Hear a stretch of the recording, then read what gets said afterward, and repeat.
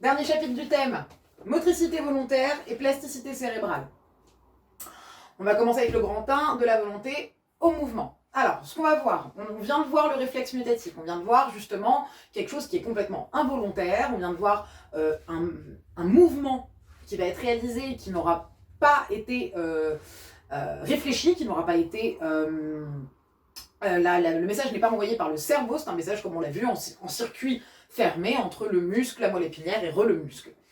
Là, on va essayer de comprendre comment nous pouvons avoir des mouvements volontaires.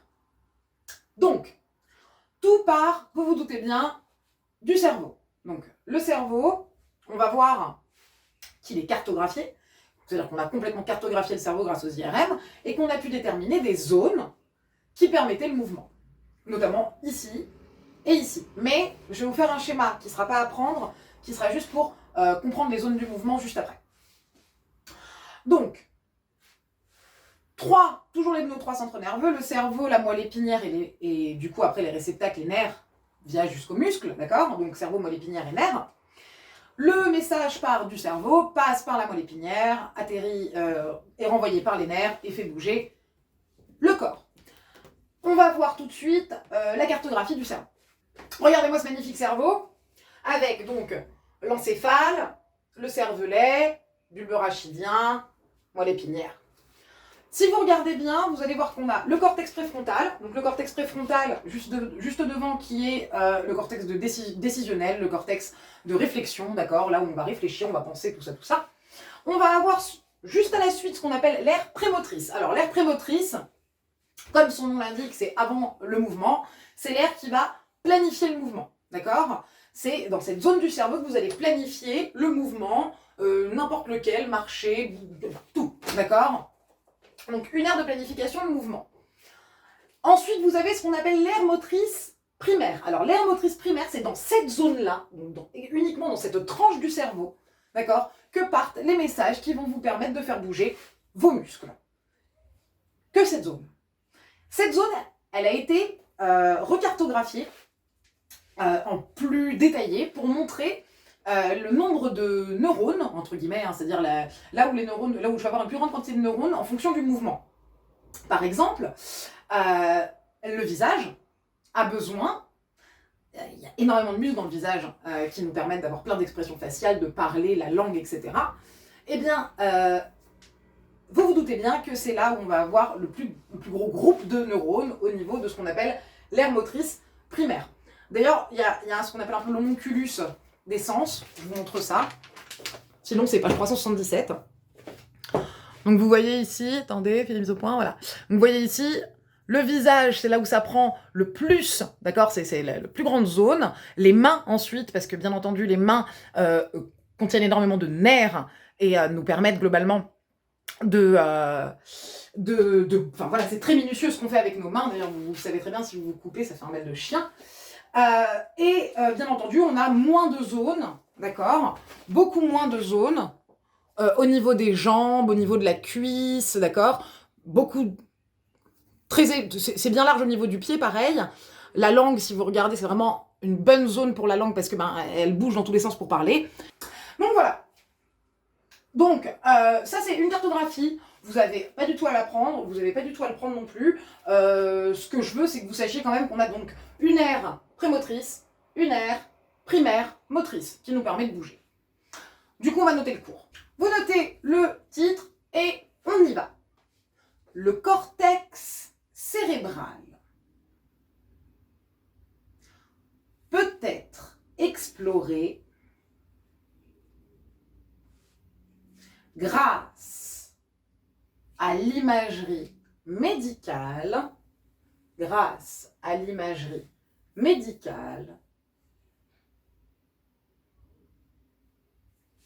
ou par IRM.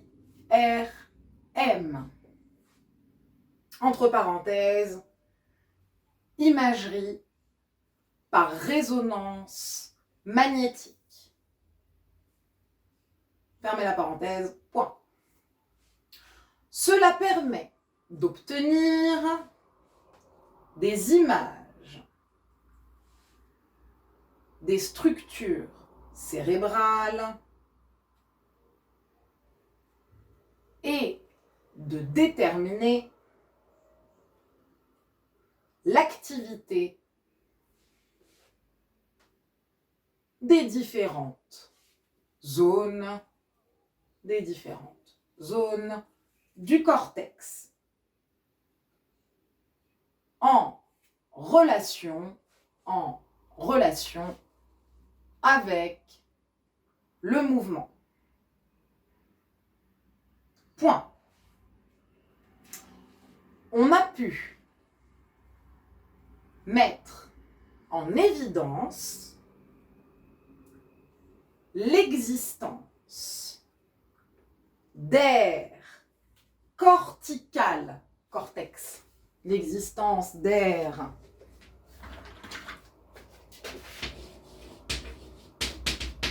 corticales motrices associées à un mouvement volontaire,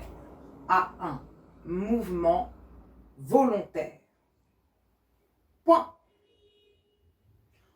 On distingue deux points. Premier tiret, en rouge. Les aires prémotrices. Les aires prémotrices. Situées entre le cortex frontal,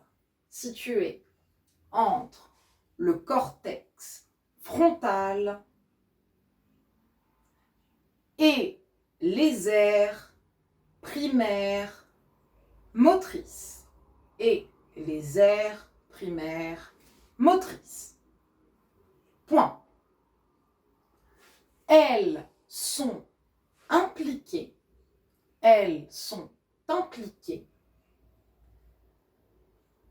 dans la planification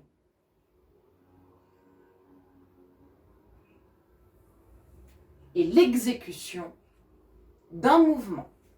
Elles sont impliquées dans la planification et l'exécution d'un mouvement. Point. Deuxième tiret. En rouge. Les aires primaires motrices. Deux points. Elles commandent directement le mouvement. Point. Elles sont de taille différente.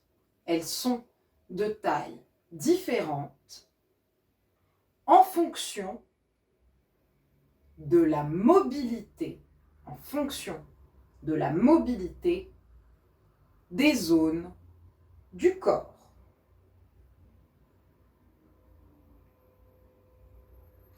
Point. Exemple, la main, la bouche occupent une partie importante alors que le tronc occupe une petite surface. Point. On sort des tirets. Les aires motrices primaires et les aires prémotrices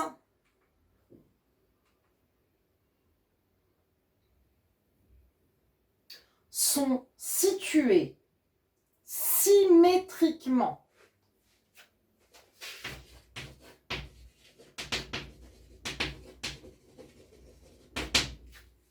situées symétriquement dans les deux hémisphères.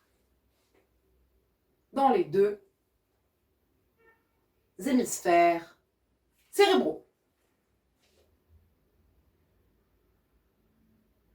Point. Petit 2, les voies motrices.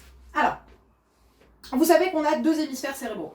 Hémisphère droit, hémisphère gauche. D'accord? Comme on l'a vu juste avant, on sait que nos aires prémotrices et motrices, elles sont au niveau des deux hémisphères de manière symétrique. Il faut savoir que, pour qu'il y ait mouvement volontaire, il faut que l'information, donc le message, il parte du cerveau au niveau de l'aire primaire motrice, d'accord, qu'il a été élaboré au niveau de l'aire prémotrice, puis qu'il part du cerveau au niveau de l'aire primaire motrice, qu'il passe au niveau de la moelle épinière et qu'il soit retransmis via des faisceaux de neurones, donc via des nerfs, qu'on appelle des motoneurones, vu qu'ils vont vous permettre de bouger, donc via des motoneurones jusqu'au muscle pour faire contracter le muscle et donc réaliser un mouvement. Il faut savoir que tout mouvement que vous réalisez avec la partie droite du corps a été élaboré au niveau de l'hémisphère gauche. Alors, au niveau, bien entendu, des aires prémotrices et primaires motrices, mais de l'hémisphère gauche. Et pareil pour tout ce que vous allez bouger du côté gauche du corps va être traité, enfin, les messages sont envoyés de l'hémisphère droit. Quand est-ce qu'on s'est rendu compte de ça? Les AVC. Une personne fait un AVC au niveau de l'hémisphère droit, imaginons au niveau du cortex moteur, au niveau du visage, d'accord? Il va subir potentiellement ce qu'on appelle une hémiplégie, c'est-à-dire la moitié du visage qui va être paralysée. Si l'accident vasculaire, si le vaisseau qui a été obstrué ou qui a éclaté était situé à droite, d'accord? Eh bien, c'est toute la partie gauche du visage qui est paralysée, et inversement, si ça a éclaté à gauche, c'est toute la partie droite du cerveau qui est paralysée. Ça veut donc dire qu'à un moment, entre le cerveau et la moelle épinière, on va avoir des neurones qui vont se croiser, vu que les neurones qui relient du coup l'hémisphère droit au niveau de la moelle épinière, eh ben, ça va relier la partie entre guillemets gauche de la moelle épinière, et pareil de l'autre côté. Donc ça veut dire que les fibres nerveuses vont se croiser. Sachez que c'est quasiment la même chose avec la vision, en un peu plus compliqué, parce que bon, c'est binoculaire, on a un très large champ de vision, c'est un peu plus complexe, mais fondamentalement, il y a quand même pas mal de choses que vous percevez par l'œil droit, qui est traité par... Enfin, ce que vous, en tout cas, tout le champ visuel droit que vous avez, d'accord? Si vous prenez votre champ visuel, vous le coupez en deux, tout ce que vous voyez à droite, c'est traité par l'hémisphère gauche, tout ce que vous voyez à gauche, c'est traité par l'hémisphère droit, d'accord? C'est quelque chose qui est extrêmement normal dans le corps. Alors du coup, on va le noter, et après, on va faire un beau schéma. Alors, petit 2, les voies motrices. Les messages nerveux, moteurs, partent du cerveau et se dirigent dans la moelle épinière. Point. Ces messages circulent dans des faisceaux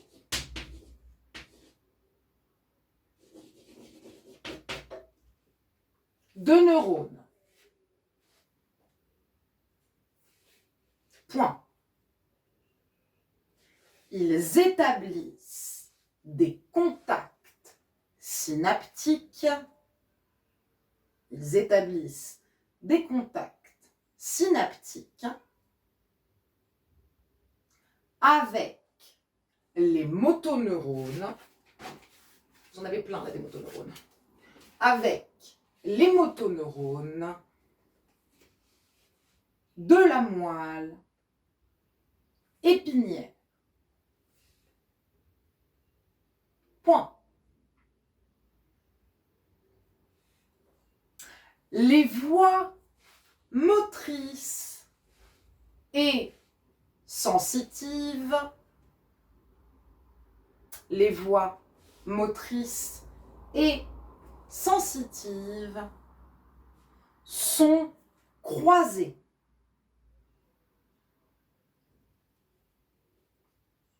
Point. On On dit que la commande des mouvements volontaires, on dit que la commande des mouvements volontaires est en rouge contralatéral.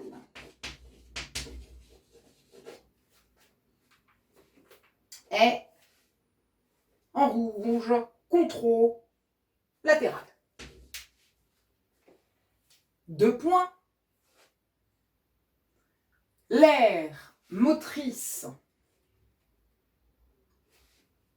de l'hémisphère gauche commande la partie droite du corps, commande la partie droite du corps et inversement. Et inversement. Schéma.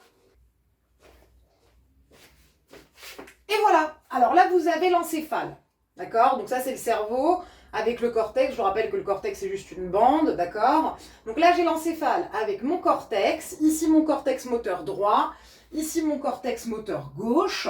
Je me rends compte que mes neurones, donc les messages qui partent de mon cortex moteur gauche, vont aller vers la droite du corps, alors que tous ceux qui partent de mon cortex moteur droit vont aller vers la gauche du corps. Alors je sais que vous allez me dire, mais madame, c'est pas le droit, là c'est pas le gauche, madame c'est la gauche, là c'est la droite. Non, je le fais comme si c'était mon cerveau, d'accord? À droite, à gauche, ok? Vous prenez le schéma et on va s'arrêter là pour aujourd'hui. À vendredi!